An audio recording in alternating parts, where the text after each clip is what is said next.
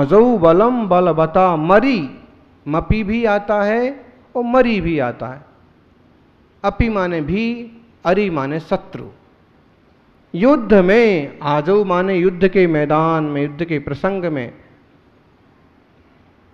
तत्कीर्तनाथम, तत्कीर्तनाथ आपके कीर्तन करने से, बलवताम अरिभूपति नाम, बलशाली शत्रु राजाओं के, बलगत तुरंग उछलते हुए घोड़े, गज गर्जित भीमनाद भयंकर नाद करते हुए हाथी, जहां पर ऐसे घोड़े और हाथियों की गर्जना हो रही है, भीमनादम भयंकर घोष हो रहा है, ऐसे बलम सेना, उद्यत दिवाकर मयूख शिखा पविद्धम, उगते हुए सूर्य की किरणों की शिखा से अपविद्धम नष्ट हुए अंधकार के समान शीघ्र ही विदाम छिन्न भिन्नता को प्राप्त हो जाती है। किसी राजा ने आपके चरण कमल का आश्रय लिया है, आपका कीर्तन करता है, युद्ध करना नहीं चाहता है, धर्मात्मा सम्य दृष्टि जैनी लड़ाई झगड़ा करता नहीं है। आज भी देख लो आप, कितनी सारी जगह चुप रह जाते हैं और उस चुप रहने के कई बार बड़े खोटे परिणाम सामने आते। हमारा मंदिर है, हमारी प्रतिमा है, खुदाई में निकली हुई प्रतिमा हमारी है, हमारी दुकान है, हमारा घर है और हमारी जमीन है, हमारा खेत है, और कई बार उसके कुछ हिस्से पर कोई कब्जा भी कर लेता है तो चुप रह जाते हैं। कभी तो चुप रहना मजबूरी होता है और कभी चुप रहना सामाजिक शांति की रक्षा के लिए होता है। ठीक है, इतनी सी चीज़ के पीछे अपन पूरे गांव में क्यों उथल पुथल पैदा करो, क्यों आग लगाने का काम करो? नहीं, सब शांति से रह रहे हैं, कोई बात नहीं। कोई कुत्ता अगर एक रोटी हमारी छीन के लेके खा गया तो खा जाने दो, हम नई रोटी कमा लेंगे। और एक अलग तरह की सोच है, दूसरों से हट के सोचते हैं कि अशांति ना हो, विध्वंस ना हो। नहीं तो जैनी भी तो अधिकतम क्षत्रियों की औलाद हैं, लेकिन वे अहिंसा में, दया में विश्वास करते। आपने कभी उनके किसी हिस्से में आग लगा दी, वो चाहें तो वो भी लगवा सकते हैं, लगा सकते हैं, लेकिन नहीं, वे आग को भी जीव मानते हैं और आग में जलने वाले कई कीटाणुओं को भी जीव मानते हैं, और कोई दुखी ना हो इसकी सबसे बड़ी खबर उन्हें रहती। और इसलिए आसानी से जैनी सम्राट भी बड़े शक्तिशाली हुए। चंद्रगुप्त मौर्य, महाराणा प्रताप के कोषाध्यक्ष कहो और सेनापति भामा शाह, पाणा शाह, कई सारे समर्थ चामुंडराव, कई सारे शक्तिशाली समर्थ सेनापति राजा हुए, लेकिन बेकसूर कभी उन्होंने किसी का कुछ भी किया नहीं। और कसूर भी जब बार बार कोई करे तब, और तब ऐसा सबक सिखाया कि इतिहास में आज भी प्रसिद्ध हैं, हजारों युद्ध लड़े और एक में भी नहीं हारे। चामुंडराय समर धुरंधर। चूंकि हम लड़ने में विश्वास नहीं करते हैं, शांति में विश्वास करते। सब शांति से रहो भैया, इसलिए तू मेरी 2 रोटी चुरा के खा जाए, छीन के खा जाए, खा ले,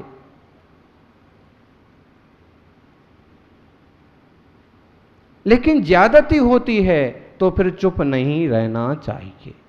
लगभग वैसे ही प्रसंग यहां उपस्थित किया कि कोई शत्रु राजा ने कोई धर्मात्मा राजा पर आक्रमण कर दिया और वह युद्ध के मैदान में भी गया तो प्रभु नाम की माला जपता हुआ गया, राम नाम का स्मरण करता हुआ गया, आदि ईश्वर का ध्यान करता हुआ गया। सोचता है कि बेकार में लोग क्यों मारे जाएं, दूसरे संकट में क्यों पड़ें। फिर भी जब वह नहीं मानता है सामने वाला राजा तो वह मुकाबला करता है, और मुकाबला करते वक्त आपके नाम का कीर्तन करता हुआ अचानक यूं विजय को प्राप्त होता है कि शत्रु राजा के उछलते हुए घोड़े, हाथी, सेना सब धरी रह जाती है और अपनी सेना के साथ विजय को प्राप्त हो जाता है, जीत जाता है सद्भावनाओं से। पुरुषार्थ तो करता ही है। अहिंसक और दयालु होने वाले कोई कायर हों जरूरी नहीं है, जरूरी नहीं है। बड़े बड़े युद्ध लड़े हैं सेनापतियों ने, जब वैसा मौका आया तो साहस भी दिखाया पड़ता है, दिखाया जाता है और वह विजय को प्राप्त होता। और कहते हैं युद्ध में क्या क्या नहीं होता है। हाथी मारे जाते हैं, घोड़े मारे जाते हैं, लोग मारे जाते हैं, और इसलिए तो सद्बुद्धि रखने वाले युद्ध से बचते हैं। आज देखती आए दिन आए घंटे अफगानिस्तान पाकिस्तान सीज फायर संघर्ष विराम तोड़ता है बार बार, और भारत क्या करता है, सिर्फ जवाब देता है। पाकिस्तानी आतंकवादी कहिए, सैनिक कहिए, संघर्ष विराम तोड़ते हैं, पहले तो मिन्नत करने लगते हैं कि माफ करो अब गोलियां मत चलाओ, और जब बंद कर देते हैं तो फिर उपद्रव करते हैं, और फिर उस अपने बचाव के लिए यहां से कोशिश करते। आज भी हमारे देश की नीति भी यही है कि किसी को झपट के मारना नहीं, लेकिन कोई अगर मारता है तो उसे फिर छोड़ना नहीं। कोई हमें छेड़ेगा तो हम उसे छोड़ेंगे नहीं। आज भी यही लगभग नीति है, पुराने संस्कार हैं, और इसलिए भी हम बचते हैं आक्रमण से, दूसरों के उपद्रव में पड़ने से, झगड़ने से, हथियार उठाने से, क्योंकि इसमें पता नहीं कहां से कौन मारा जाएगा।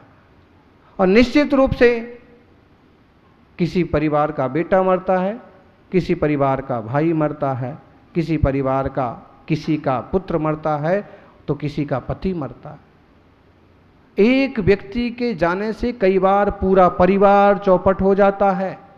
इसलिए हम अशांति और हिंसा में विश्वास नहीं करते, हम अहिंसा में और प्रेम में विश्वास करते हैं। क्यों परिवार खंडित हो, क्यों समाज खंडित हो, हमेशा भय में, आशंका में और शीत युद्ध में क्यों जीवे समाज।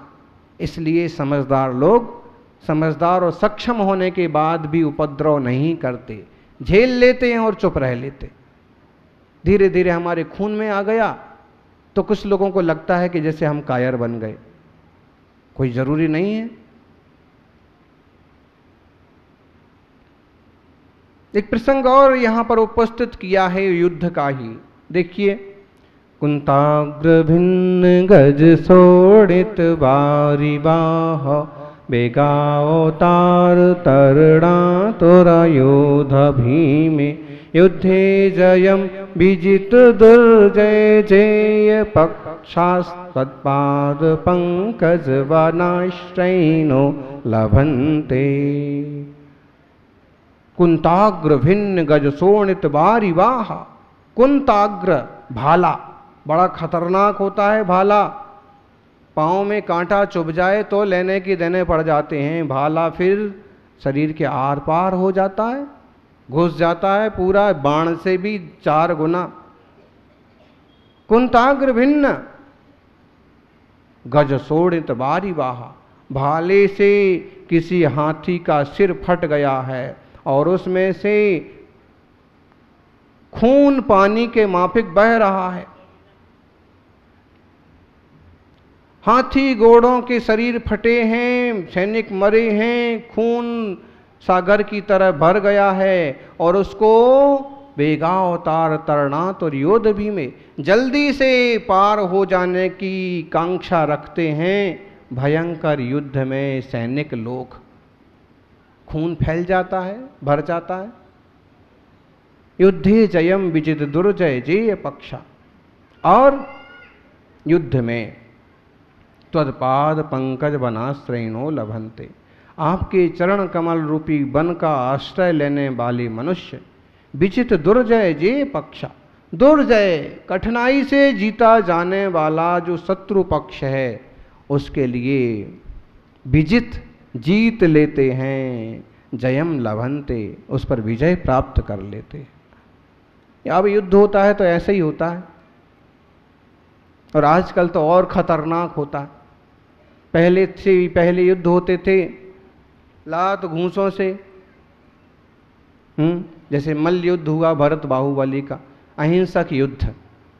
तुम राजा राजा आपस में लड़ लो, जो जीत जाए प्रजा उसके साथ रह लेगी। लेकिन प्रजा को क्यों भिड़ाते हो? बाद में ऐसे युद्ध चालू हो गए कि राजा पीछे रहता था, सैनिक आगे मरते थे। नहीं तो ये अहिंसक प्राचीन पद्धति, तुम बड़े बड़े लोग लड़ लो और जो जीत जाएगा हम उसके साथ रह लेंगे, हार जाने वाले का जो करना वो करो। सारी दुनिया को, सारे देश को सताने से क्या फायदा? ये पद्धति थी मल्ल युद्ध, या जल युद्ध बोलो, दृष्टि युद्ध बोलो। केसरिया जी मंदिर में जब अपन उतरते हैं ना सीढ़ियों पर, तो भरत बाहुबली का युद्ध बहुत बढ़िया सुंदर शिल्पांकन में दिखाया है। झगड़ा करना तो इतना तक ठीक है, लेकिन उसके बाद लाठी भाटा आया, लाठियों से झगड़ा होने लगा। एक हाथ के सिर ही फूटते होंगे, हाथ टूटते होंगे बस। फिर भाटा आया, पत्थर उठा उठा के फेंकना, उसमें जान जाने का भी खतरा लगता है, कहीं मेंदू पर लग गया तो लोग। उसके बाद फिर लोहे के हथियार आए, फिर मुगल लोग बारूद लाए, फिर अंग्रेज लोग बंदूकें लाए, फिर तो आज एटम बम तक और रासायनिक हथियार तक पहुंच गए। ऐसे खतरनाक बारूद के मोड़ पर बैठा है विश्व, और बचने का केवल एक ही रास्ता है, अहिंसा, और कोई रास्ता नहीं। वापिस पुराने स्टाइल में, पुराने जमाने में लौटना पड़ेगा इस मामले में। जीव को जीव समझो, लोगों को लोग समझो। हैं? बोले हाथी मर गया, घोड़े मर गया, कोई बात नहीं। अरे कोई बात क्यों नहीं, वो भी पंचेंद्रीय संगी जीव है, वो भी कोई मरना थोड़ी चाहता।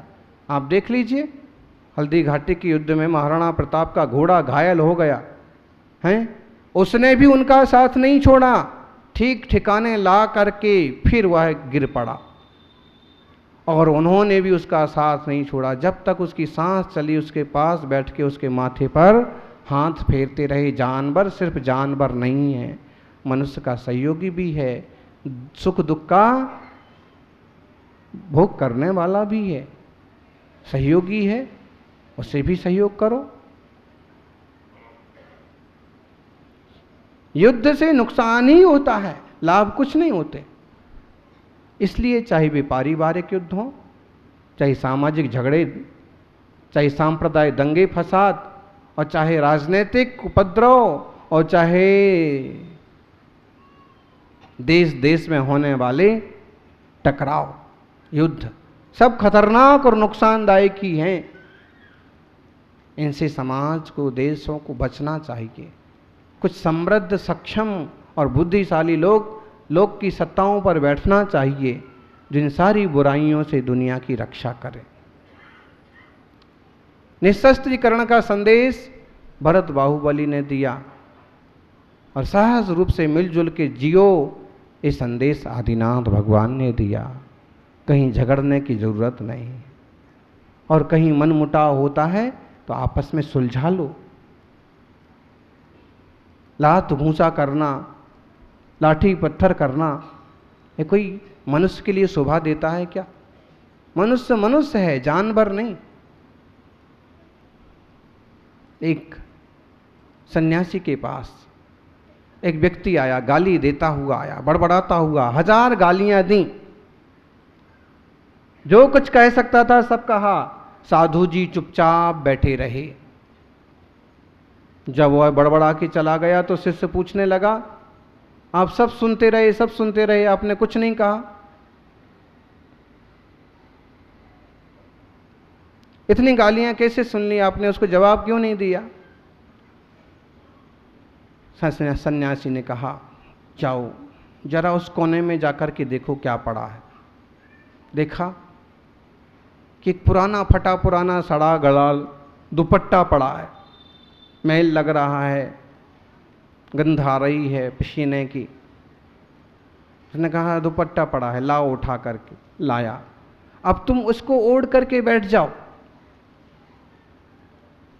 शिष्य सोचने लगा कि प्रश्न तो मैंने कुछ और पूछा और उत्तर क्या कह रहे हैं, ओढ़ के बैठ जाओ। इतना गंदा महीनों पुराना तेल लगा, पसीना लगा, बदबू आ रही है, चींटियां लग रही हैं।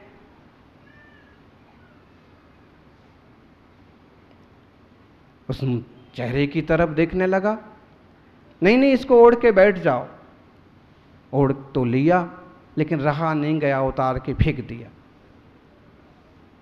आपसे तो मैंने पूछा कि आपने जवाब क्यों नहीं दिया, और आपने मेरे को दुपट्टे में उलझा दिया, इतना गंदा बदबूदार। गुरु ने कहा बेटा यही जवाब है। और उसकी सारी गालियां, सारे अपशब्द अगर मैं ओढ़ लेता तो मैं भी उसके जैसा ही बदबूदार बन जाता।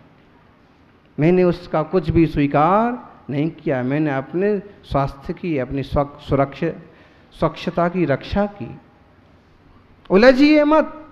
और कभी उलझ ही गए तो कहते हैं भगवान के चरण कमल रूपी वन का आश्रय लेने वाले पुरुष भयंकर से भयंकर युद्ध में भी विजय को प्राप्त हो जाते हैं। धर्मात्माओं से ईर्ष्या करने वाले, जलने वाले बहुत ज्यादा फलते फूलते नहीं हैं। कभी वे लूट भी लें, तंग भी कर लें, परेशान भी कर दें, तो वे दरिद्र के दरिद्र ही रहने वाले हैं। और वह सदाचारी व्यक्ति महीने 6 महीने में वापस अपने पांव पर खड़ा हो जाएगा, ठीक से अपने आप को विकसित कर लेगा। इसलिए एक स्वस्थ समाज की संरचना हो। और कभी देश, समाज, धर्म पर आक्रमण हो, उपद्रव आ जाए, तो फिर पीछे मत हटो। भगवान का नाम लेकर के भी उससे आप भिड़ जाओ और अपने सद्धर्म की, सद्भाव की, परिवार और समाज की, देश और राष्ट्र की सुरक्षा करें, आत्म परिणामों की सुरक्षा करें, इन्हीं मंगल भावनाओं के साथ। जय बोलिए 24 तीर्थंकर भगवान के।